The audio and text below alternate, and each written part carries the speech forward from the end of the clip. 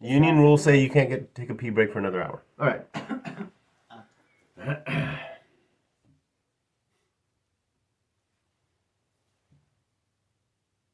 Give me an E! E! Give me an E!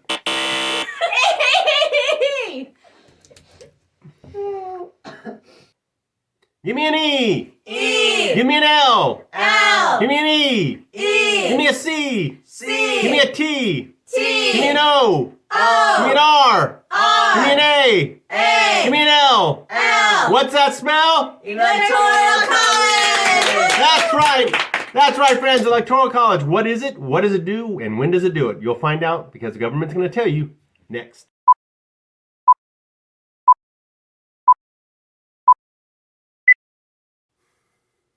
Hello, Raindrops, and welcome to Government Minutes That Matter. This is Mr. A asking you to take care of 3 things right now. Number 1, like and share this video. Number 2, subscribe to the channel, please. We're trying for 200 on 200. 200 subscribers on day 200 of the year, which is July 18th. So click that red subscribe button right now while you're thinking about it. And number 3 is click on the notification bell so you know when our videos come out. As always, this video is dedicated to the glory of God who blessed this land. The Electoral College. Very confusing for most people. I am starting today a 3-part series on the Electoral College, how it works, the way it works, why it works, etc. And so stay tuned for the next 2 after this one. And so you will understand what's happening in November, December, and January. That's right. This election isn't officially over until January 6th. We'll get into that more. So the Electoral College, what is it? The Electoral College is the group of people chosen from each state and the District of Columbia to formally select the president and vice president. That's right. You do not select the president and vice president. The Electoral College does. So the Electoral College, again, the group of people chosen from each state and the District of Columbia to formally select the president and vice president. So how does that work? How does that work with each state has a certain number of electoral votes? Some states have a lot, some states have a few. And it all is based on your representation in Congress. Remember, Congress is the legislative branch of government. It's the branch of government that makes laws. And the Electoral College is broken up. The votes you get in the Electoral College is based on the number of representatives and senators that you have in your congressional delegation. So each state's electoral vote total is equal to its number of representatives plus its number of senators. For example, in Texas, we have 40 electoral votes. 40 electoral votes, second only to California. Why? Because we have 38 representatives in Congress, in the House of Representatives, and 2 senators in the U.S. Senate. Now, the 38 representatives, if you remember our House of Representatives lesson way back, that it is based on the number of representatives is based on your population. So the more population you have, the more representatives you have. So right now, Texas has 38 representatives and 2 senators. So we have 40 electoral votes total. Each state's political parties, the Democrats and Republicans, and I'm just going to talk about the main 2 parties because let's face it, until a third party really starts getting close to making a difference, we're talking about basically the Democrat and Republican Party. So for Election Day, each state's Democrat Party and Republican Party nominate that number of electors on Election Day, 4 election days. So in Texas, the Republicans have picked 40 electors, the Democrats have picked 40 electors, and one of them is going to have a job to do after we vote.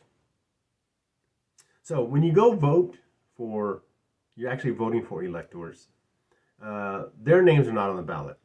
You may recognize some of the names, you may not.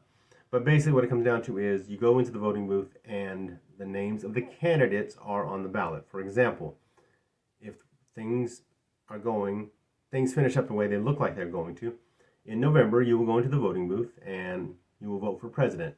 And the names on the ballots will be Donald Trump and his vice presidential pick, and Joe Biden and Kamala Harris. And that's how you will indicate your choice. But you are not voting for president. You are voting for the electors.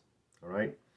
So remember, it's equal, the Electoral College, how many votes your state gets is equal to the number of representatives plus the number of senators. So if you remember back from our House of Representatives and Senate lessons, the House has 435 members. The Senate has 100 members. So that's 535, right? So there are 538 votes total in the Electoral College. So where do those other three come from? Well, the 24th Amendment gave citizens in the District of Columbia in D.C., where Washington is located, the number of votes equal to that of the smallest number for a state. A state is guaranteed 3 electoral votes because each state is guaranteed 2 senators and 1 representative. So D.C. got 3 electoral votes, and this is for the citizens of D.C., the people who live in D.C. and not just work there. President Biden or President Trump, your congressman, your congresswoman, your senator, they all work in D.C., but they live in their home state. When Donald Trump went to vote, he had to vote in his home state. Same thing with Joseph Biden. Same thing with Hillary Clinton. Same thing with Bill Clinton. Same thing with George W. Bush. They all live somewhere else. They just worked in Washington. So they're not citizens of Washington, D.C., but there are some people who live there and work there because that's the place they live. The people who work in the banks and the grocery stores and the health clubs and the doctor's offices, et cetera, they all live there. And until the 24th Amendment, the citizens of D.C. had no say in who became president. So the 24th Amendment gave D.C. 3 electoral votes so they could help choose a president.